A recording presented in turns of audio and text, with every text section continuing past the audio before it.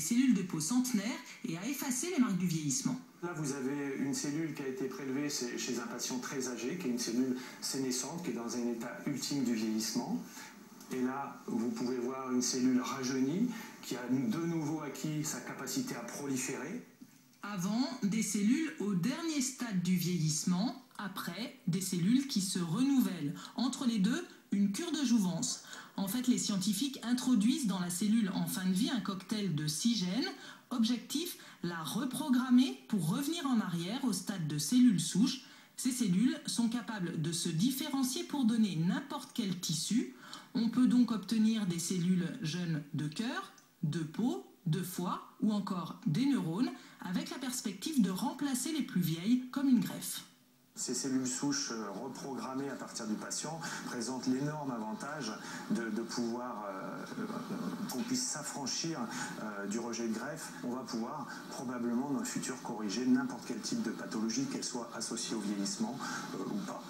En 2007, des Japonais avaient reprogrammé des cellules adultes, mais l'âge restait un obstacle. En rajeunissant des cellules en fin de vie, l'équipe française franchit une nouvelle étape. On pense aux maladies dégénératives du cerveau ou aux pathologies cardiaques. Attention, il s'agit de recherches en laboratoire, encore loin des applications cliniques, mais la médecine régénérative n'est déjà plus de la médecine fiction.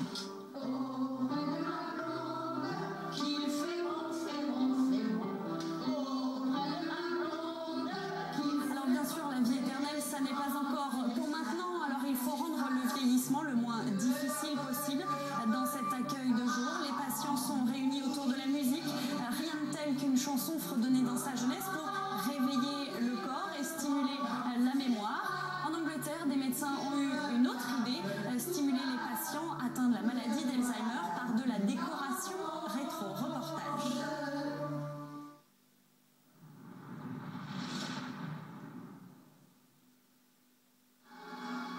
La musique s'échappe d'un vieux transistor. L'horloge n'est pas encore numérique et le téléphone a toujours son cadran. Ce petit salon semble arrêté dans le temps et pourtant, il appartient à une maison de retraite flambant neuve de l'Angleterre. Une décoration spécialement étudiée pour ses pensionnaires. Quand j'ai discuté avec le décorateur d'intérieur et l'architecte du bâtiment, nous avons discuté des besoins de nos résidents. Ce département est réservé aux malades d'Alzheimer, donc il a été pensé très rétro, avec nos patients en tête, ce dont ils se souviennent, ce avec quoi ils sont à l'aise. La rétro-décoration pour les malades d'Alzheimer, ce n'est pas de la nostalgie, mais une démarche thérapeutique. Une solution simple pour aider des patients qui perdent leur mémoire immédiate, mais conservent mieux leurs souvenirs plus anciens. Je vais pas y arriver. Mais non, ma grande. Alors, tu as trouvé ça facile à utiliser? Je vais t'en montrer un nouveau et tu vas me dire lequel tu trouves le plus simple. Voilà un nouveau téléphone. Oh mon Dieu. Alors, lequel est le plus simple? Oh, celui-là en bas, là. Tu préfères celui-là? Oui. Et pourquoi celui-là? Parce que c'est plus facile à utiliser pour moi.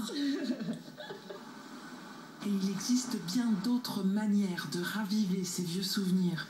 Le Cottage est un centre d'accueil pour les malades d'Alzheimer et aujourd'hui sa cuisine sent bon le passé.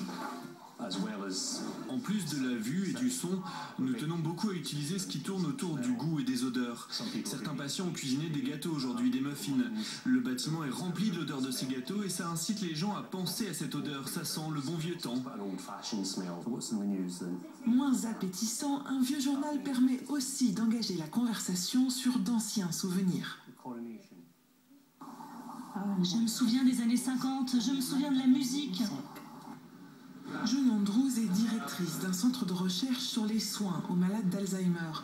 Elle doute de l'efficacité de ces exercices de réminiscence, mais prône la rétrodécoration. Et si vous dites par exemple, vous vous souvenez de ceci et vous vous souvenez de cela, mais si la personne ne se souvient pas, elle se sent juste stupide et elle stresse. Il est mauvais d'angoisser un malade d'Alzheimer. Leur capacité à s'occuper d'eux-mêmes diminue encore plus. Le coût des soins pour un patient dans une maison de retraite sera moins important si la rétrodécoration a été utilisée. Il y aura donc moins d'accidents si l'aménagement est bien fait. Une recherche et des soins qui sont appelés à se développer. D'ici à 2021, on comptera plus d'1 million de malades d'Alzheimer en Grande-Bretagne seulement.